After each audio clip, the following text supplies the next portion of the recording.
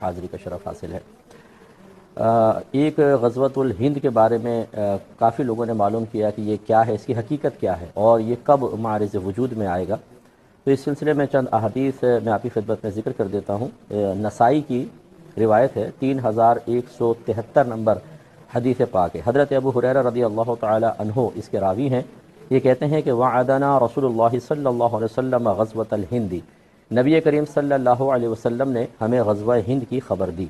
فَإِنْ أَدْرَكْتُهَا أُنْفِقُ فِيهَا نَفْسِي وَمَالِي، حضرت ابو ہریرہ اپنا جذبہ بیان کرتے ہیں کہ پس اگر میں اس غزوے کو پالوں تو اس میں اپنی جان اور اپنے مال کو قربان کر دوں گا۔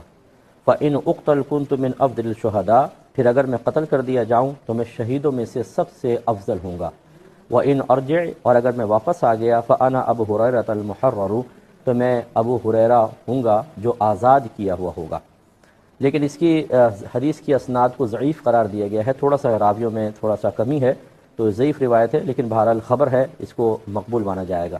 دوسری روایت ہے 3175 نمبر، اور اس میں حضرت ثوبان رضی اللہ تعالی عنہ راوی ہیں جو نبی کریم صلی اللہ علیہ وسلم کے آزاد کردہ غلام ہیں۔ یہ کہتے ہیں کہ نبی کریم صلی اللہ علیہ وسلم نے ارشاد فرمایا کہ عصابتان من امتی احرزہم اللہ من النار، میری امت میں سے دو جماعتیں ایسی ہوں گی جنہیں اللہ تبارک و تعالی دوزخ سے بچائے گا، آزاد رکھے گا۔ عصابۃ تغزو الہند، ایک ان میں سے جماعت وہ ہے جو ہند کا جہاد کرے گی۔ وعصابۃ تکون مع عیسیٰ بن مریم علیہ السلام، اور ایک جماعت ایسی ہوگی جو عیسیٰ بن مریم کے ساتھ ہوگی۔ اب یہ تو ہے، اس کا ثبوت حدیثوں میں موجود ہے۔ یہ کب ہوگا جہاد؟ یہ یاد رکھیں کہ یہ ابھی نہیں ہے، یہ قرب قیامت کے وقت ہوگا، جب عیسیٰ علیہ السلام کا نزول ہوگا، جب دجال ظاہر ہوگا، اس وقت کہیں جا کر یہ جو اس وقت جو حملے ہوں گے وہ غزوۃ الہند سے تعبیر کرتے ہیں۔ اس سے پہلے اگر کوئی ایسے معاملات ہوتے ہیں تو وہ نہیں ہیں جو حدیث میں آئے ہیں۔ چنانچہ یہ ابو عبداللہ نعیم بن حماد خزاعی جو سن 228 سن ہجری میں فوت ہوئے ہیں، ایک بزرگ ہیں، انہوں نے کتاب لکھی ہے کتاب الفتن، اس میں حدیثیں جمع کی ہیں۔ اس میں دو حدیثیں اس کے وقت کے بارے میں نشاندہی کرتی ہیں۔ حدیث نمبر ہے 1202۔ نبی کریم صلی اللہ علیہ وسلم ارشاد فرماتے ہیں کہ یغزو قوم من امت الہند، میری امت میں سے ایک قوم ہند کا جہاد کرے گی، اس میں جنگ کرے گی۔ فیفتح اللہ علیہم، پھر اللہ تبارک و تعالی ان پر انہیں فتح عطا فرمائے گا۔ حتی یأتوا بملوک الہند مغلولین فی السلاسل، یہاں تک کہ ہند کے جو اس وقت فرما روا ہوں گے، جو بڑے ہوں گے، جو بادشاہ وغیرہ ہوں گے، انہیں زنجیروں میں جکڑ دیا جائے گا۔ یغفر اللہ لہم ذنوبہم، اللہ تبارک و تعالی ان حملہ کرنے والوں کے لیے، اس لشکر کے لیے ان کے گناہوں کی بخشش فرما دے گا۔ فینصرفون الی الشام، پھر یہ شام کی طرف پھر جائیں گے، متوجہ ہوں گے۔ فیجدون عیسیٰ بن مریم بالشام، پھر یہ عیسیٰ بن مریم کو شام میں پائیں گے۔ اس کا مطلب ہے کہ پہلے یہاں جہاد تمام ہوگا، اللہ فتح عطا فرمائے گا اور وہ سب مقید ہوں گے، اور پھر وہ شام کی طرف عیسیٰ بن مریم علیہ السلام کی طرف متوجہ ہو جائیں گے۔ اس کے ساتھ ہی دوسری حدیث ہے 1215، اور یہ موقوفاً روایت ہے، حضرت کعب رضی اللہ تعالیٰ عنہ بیان کرتے ہیں، یہ کہتے ہیں کہ یبعث ملک فی بیت المقدس جیشا الی الہند، بیت المقدس کا ایک بادشاہ ہند کی طرف ایک لشکر بھیجے گا۔ فیفتحھا، تو وہ اس کو فتح کر لے گا، یعنی لشکر ہند کو فتح کرے گا۔ وَيَأْخُذُ كُنُوزَهَا، اور یہ اخذ کر لے گا، لے لے گا اس کے تمام خزانے۔ فَيَجْعَلُهُ حِلْيَةً لِبَيْتِ الْمَقْدِسِ، تو پھر یہ جو بادشاہ ہوگا یہ ان تمام زیوروں کو، یہ جو کنوز ہوں گے، خزانے، ان کو بیت المقدس کا زیور بنائے گا۔ فَيُقْدِمُ عَلَيْهِ بِمُلُوكِ الْهِنْدِ مَغْلُولِينَ، اور پیش کیا جائے گا، پیش کریں گے یہ لشکر والے اس پر، بادشاہ پر، ہند کے جو اس ٹائم کے ملوک یا بادشاہ وغیرہ کوئی بھی فرما روا جو ہوں گے، انہیں بندھی ہوئی حالت میں۔ یقیم ذالک الجیش فی الہند، قائم رہے گا یہ لشکر ہند میں ہی، کہا کب تک؟ الی خروج الدجال، دجال کے نکلنے تک۔ اس کا مطلب ہے کہ یہ آخری زمانے میں قرب قیامت کے وقت ایک حملہ ہوگا، اور اس سے پھر نتیجہ نکلے گا کہ ہند فتح ہوگا، اور پھر یہ لشکر خروج الدجال تک وہیں قیام کرے گا، اور پھر اس سے جہاد کے لیے نکلے گا۔ ایک حدیث اور اسی کتاب کی سماعت فرما لیں، 1236 نمبر حدیث پاک ہے، اور حضرت ابو ہریرہ رضی اللہ تعالی عنہ اس کے راوی ہیں۔ یہ نبی کریم صلی اللہ علیہ وسلم کے بارے میں ارشاد فرماتے ہیں وذکر الہند، کہ نبی کریم صلی اللہ علیہ وسلم نے ہند کا ذکر فرمایا، پھر فرمایا لَيَغْزُوَنَّ الْهِنْدَ لَكُمْ جَيْشٌ، ضرور تم میں سے ایک گروہ ہند سے جہاد کرے گا، یفتح اللہ علیہم، اللہ تبارک و تعالیٰ ان کو فتح عطا فرمائے گا، حتی یأتوا بملوکہم مغللین بالسلاسل، حتیٰ کہ لائیں گے وہ ان کے بادشاہوں کو اس حال میں کہ وہ زنجیروں میں جکڑے ہوئے ہوں گے، یغفر اللہ ذنوبہم، اللہ تبارک و تعالیٰ ان کی بخشش و مغفرت فرما دے گا، فینصرفون حین ینصرفون، بس جس وقت یہ پلٹنا چاہیں گے پلٹیں گے، فیجدون ابن مریم بالشام، پھر یہ پائیں گے ابن مریم کو شام میں، یعنی عیسیٰ علیہ السلام سے ملاقات ہوگی۔ اب حضرت ابو ہریرہ فرماتے ہیں کہ ان انا ادرکت تلک الغزوۃ، اگر میں پالوں اس غزوے کو، بعت کل طارف لی و طالد وغزوتها، تو میں اپنا نیا مال ہو یا پرانا سارا کا سارا بیچ دوں گا اور اس غزوے پہ شرکت کروں گا۔ فَإِذًا فتح اللہ علینا، پھر جب اللہ تبارک و تعالیٰ مجھے اس پر فتح عطا فرمائے گا، وانصرفنا فانا ابو ہریرہ المحرر، تو میں پلٹوں گا، پس میں ابو ہریرہ ہوں گا جو آزاد کیا ہوا ہوگا، یعنی غازی بن کر میں واپس آؤں گا۔ اور فرماتے ہیں کہ یقدم الشام، پھر یہ اپنے بارے میں غائب کا صیغہ استعمال کرتے ہیں، ابو ہریرہ شام میں آئے گا، فیجد فیہا عیسی بن مریم، پھر یہ پائے گا اس میں عیسیٰ بن مریم کو۔ اور پھر آخر میں محبت رسول کی بات انہوں نے بیان فرمائی کہ فلا احرصن ان ادنو منہ، تو میں ہرگز اس بات پر حریص نہیں ہوں گا کہ عیسیٰ علیہ السلام مجھے اپنا قرب عطا فرمائیں۔ فاخبرہ انی قد صحبتک یا رسول اللہ، پس میں ان کو خبر دوں گا کہ میں اے رسول اللہ، یا رسول اللہ صلی اللہ علیہ وسلم، میں آپ کی صحبت اختیار کر چکا ہوں، میں ان کو خبر دوں گا۔ تو کہتے ہیں کہ فتبسم رسول اللہ صلی اللہ علیہ وسلم وضحک، تو سرکار صلی اللہ علیہ وسلم مسکرا دیے، بلکہ آپ نے دہک فرمایا، ہنس دیے سرکار بہت زیادہ۔ تو اس روایت سے معلوم ہوا کہ یہ قرب قیامت کے وقت جہاد ہوگا اور اس میں مسلمانوں کو اللہ تعالیٰ فتح عطا فرمائے گا۔ اور جیسے کہ ہماری صحیح حدیثوں میں موجود ہے کہ نبی کریم صلی اللہ علیہ وسلم نے یہ خبر دی ہے کہ ایک وقت ایسا آئے گا کہ روئے زمین پر صرف مسلمان ہی مسلمان ہوں گے، یہ مسلمانوں کا حقیقی عروج کا زمانہ ہوگا کہ جس میں دنیا اسلام چھا جائے گی اور کوئی بھی غیر مسلم باقی نہیں رہے گا۔ پھر عیسیٰ علیہ السلام پردہ فرمائیں گے، امام مہدی رضی اللہ تعالیٰ عنہ پردہ فرمائیں گے، اور پھر کچھ عرصے بعد بگاڑ پیدا ہوگا۔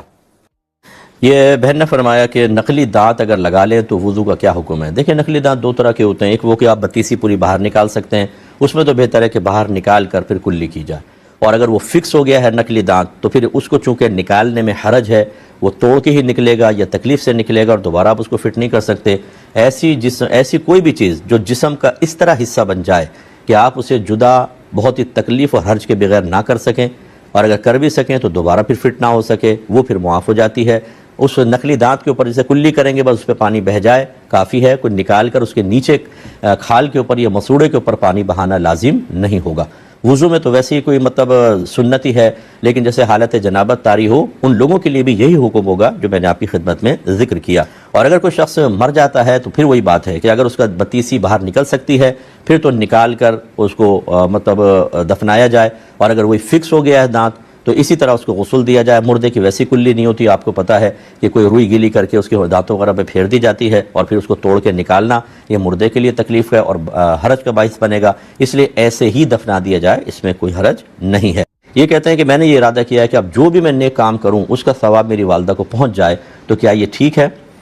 جی بالکل ہے، دو باتیں ہیں اس میں۔ پہلی بات تو یہ کہ اگر والدہ آپ کی تربیت کر کے گئی تھیں، اس تربیت کے نتیجے میں آپ کوئی نیک عمل کریں گے تو آپ چاہے یہ نیت کریں نہ کریں، آپ اپنے والدہ کے لیے بہت ہی بڑا ثواب، بلکہ والد صاحب کے لیے بھی بہت بڑا ثواب جاریہ ہیں۔ اور فرض کر لیں کہ اگر آپ نے یہ کوئی بھی نیک عمل کیا اور یہ ارادہ کر لیا کہ میں یہ ثواب اس کا ہماری والدہ کو پہنچ جائے، تو علامہ ابن عابدین شامی رحمۃ اللہ علیہ نے فرمایا وہ نیک عمل چاہے فرض ہو، واجب ہو، سنت ہو، نفل ہو، سب کا ثواب ایصال کیا جا سکتا ہے۔ اس پہ دلیل کیا ہے؟ وہ طوالت کا تقاضا کرتی ہے، یہاں وقت بڑا قلیل ہوتا ہے، دلائل سب چیزوں کے موجود ہوتے ہیں، آپ اس پر اعتماد رکھیں۔ ہم بعض اوقات بغیر دلیل کے بعد بیان کر رہے ہوتے ہیں، نفس مسئلہ بیان کر رہے ہوتے ہیں، لیکن اس کا مطلب یہ نہیں کہ اس کے پیچھے کوئی دلیل نہیں ہوتی ہے۔ الحمدللہ تقریباً یہ 22واں سال ہے ہمارے پروگرام کو، کوئی بھی ہمارا بھائی سنتا ہے، اگر کوئی ایسی بات آپ کو محسوس ہوتی ہے یا کوئی عالم دین یہ کہتے ہیں کہ اس کے پیچھے تو کوئی دلیل نہیں ہے، تو پھر وہ دلیل بہرحال ہمارے پاس موجود ہوتی ہے۔ یہاں وقت نہیں ہوتا، اس لیے ہم قلت وقت کی بنا پر ان کو ذکر نہیں کرتے ہیں۔ تو بالکل آپ دل میں ارادہ رکھیں، جو بھی نیک عمل کریں، بہتر یہ ہوتا ہے کہ میں جو کروں گا اس کو ثواب پہنچ جائے، اس سے بہتر یہ ہے کہ رات کے جب آپ لیٹیں بستر کے اوپر تو تو یوں قصد و ارادہ کریں کہ اللہ تعالیٰ آج جتنے بھی میں نے نیک عمل کیے ان کا ثواب میری والدہ کو پہنچ جائے، بلکہ آپ یہ ارادہ کر لیں کہ آدم علیہ السلام سے لے کر قیامت تک جتنے مسلمان دنیا سے پردہ فرما چکے دنیا میں موجود ہیں قیامت تک آئیں گے، سب کو پہنچ جائے، انشاءاللہ سب کو پہنچ جائے گا۔ اکابرین نے یہی لکھا ہے۔ چھوٹے بچے کی الٹی کے بارے میں پوچھا۔ یاد رکھیں کہ چھوٹے بچے کے جسم سے جو بھی چیز باطن سے نکلتی ہے، چاہے وومیٹنگ ہو یا پیشاب ہو، اور بھی دیگر چیزیں جو ہیں وہ نجاست غلیظہ ہیں۔ پیشاب جیسے بڑے کا پیشاب ہوتا ہے بالکل اسی کے مثل ہیں، تو یہ الٹی وومیٹنگ جو بچہ دودھ کی بعض اوقات سفید دودھ کی الٹی کر دیتا ہے جب پیتا ہے، یہ بھی نجاست غلیظہ ہے اور پیشاب کی مثل ناپاک ہے۔ لہذا اگر کپڑوں پر جیسے یہ ایک ہتھیلی ہے، اس میں آپ پانی ڈالیں، قطرے گرنا شروع ہو جائیں تو رک جائیں، جتنا یہ ہے ہتھیلی کے اندر یہ 1 درہم کہلاتا ہے۔ اگر وہ بچے کی وومیٹنگ 1 درہم سے زیادہ ہے پھر تو نماز ہوئی نہیں، اگر 1 درہم کے برابر ہے تو نماز ہو گئی، لیکن واجب العیادہ ہے، دوبارہ پڑھنی ہوگی۔ اور اگر 1 درہم سے کم تھوڑی بہت الٹی لگی ہوئی تھی، نماز ہو جائے گی، خلاف سنت ہوگی، ثواب میں کمی ہوگی، لیکن نماز کے لوٹانے کی حاجت نہیں ہے۔ اور اس میں بھی افضل اور اولا یہی ہوتا ہے کہ پہلے صاف کیا جائے۔ اس سے ہماری وہ بہنیں ذرا درس حاصل کریں جو بچوں نے میٹنگ کر دی، بس یہ دوپٹے سے صاف کیا، نماز کا ٹائم آیا اسی کپڑوں کے اندر نماز پڑھ لی۔ یا جو عوام میں معروف ہے کہ چھوٹے بچے کا پیشاب تو پاک ہوتا ہے، کس نے کہا کہ پیشاب پاک ہوتا ہے؟ نبی کریم نے ہر قسم کے پیشاب کو ناپاک قرار دیا ہے۔ اور یہ جو روایات میں آیا کہ بعض اوقات لوگ بچے کو سرکار کی گود میں دے دیتے، بچہ پیشاب کر دیتا تو سرکار پانی لے کے اس پہ چھڑک دیا کرتے تھے، تو یہ اس سے ایک نتیجہ نکالا بعض نے کہ شاید بچے کا پیشاب پاک ہوتا ہے، دیکھیں دھویا نہیں، صرف چھڑک دیا۔ علماء نے فرمایا کہ یہ اصل میں صرف اس وقت معمولی سی اسمیل کو ختم کرنے کے لیے تھا۔ یہ کہاں ثابت ہوا کہ سرکار نے بعد میں نہیں دھویا تھا؟ کیونکہ جو پیشاب کے ناپاک ہونے کی احادیث ہیں وہ مطلقاً ہیں۔ مطلقاً مینز وداؤٹ اینی کنڈیشن، اس میں بالغ نابالغ کی کوئی قید نہیں ہے۔ وَاسْتَنزِهُ مِنَ الْبَوْلِ فَإِنَّ عَامَّةَ عَذَابِ الْقَبْرِ مِنْهُ، سرکار نے فرمایا کہ پیشاب کی چھینٹوں سے بچو، کیونکہ اکثر عذاب قبر پیشاب کی چھینٹوں کے باعث ہی ہوتا ہے، تو لہٰذا یہ ناپاک ہوتا ہے، اس کا اچھی طرح خیال رکھیں۔ میری کتاب طہارت کے مسائل اور احکام خرید لیں، یہ بیسٹ بک ہے طہارت کے مسئلے پر۔ عوامی لحاظ سے طہارت کا شاید کوئی ضروری مسئلہ ایسا نہیں ہوگا جو آپ کو عام فہم طریقے سے اس کتاب میں نہ مل جائے، ضرور گھر میں رکھیں۔ ایک بھائی نے فرمایا تھا کہ مسجد کی گندی تولیہ اور خراب قسم کی ٹوپیاں استعمال کرنا کیسا ہے؟ دیکھیں میں تو بارہا کہہ چکا ہوں کہ مسجد کی وہ ٹوپیاں جو مطلب کھجور کی چھال کی بنی ہوتی ہیں، بیچ میں سے غائب جیسے انکل سرگم کا سر بنا ہوا ہے اور یوں تار وار نکلے ہوئے ہیں، اور میلی کچیلی بار بار کثرت استعمال کی بنا پر ان پہ کالا میل بھی ہے، اور اس کو سر پہ رکھ کے ہم اللہ کی بارگاہ میں کھڑے ہوں، ان ٹوپیوں کو پہن کے کبھی شادی بیاہ میں ہم جائیں گے؟ کسی بڑے ہوٹل میں اگر کوئی فنکشن ہے اس میں پہن کے جائیں گے؟ کبھی بھی نہیں۔ اگر جائیں گے بھی تو بولیں گے بھائی یتیم خانے والوں کو آنے کی اجازت نہیں، باہر نکل جاؤ۔ اتنی غلیظ ٹوپیاں پہن کر اللہ کی بارگاہ میں کھڑا ہونا سخت مکروہ ہے۔ اس سے بہتر ہے کہ اپنی ٹوپی تو لے کے جائیں، یہ سب سے بیسٹ ہے، اور اگر نہیں ہے تو برہنہ سر نماز پڑھ لیں، ان ٹوپیوں کو استعمال نہ کریں، کیونکہ سر ڈھک کر نماز پڑھنا یہ ادب ہے، اور اگر اس طرح کی کوئی عذر ہے اور بغیر سر ڈھکے آپ نماز پڑھیں گے تو کوئی بے ادبی نہیں ہے۔ باقی تولیہ جو ہے وہ استعمال نہ کریں، اتنے خراب ہاتھ ہوتے ہیں، بعض تو ناک صاف کر کے اس پہ لگا دیتے ہیں، یہ نظافت کے خلاف ہے، اجتناب کرنا چاہیے۔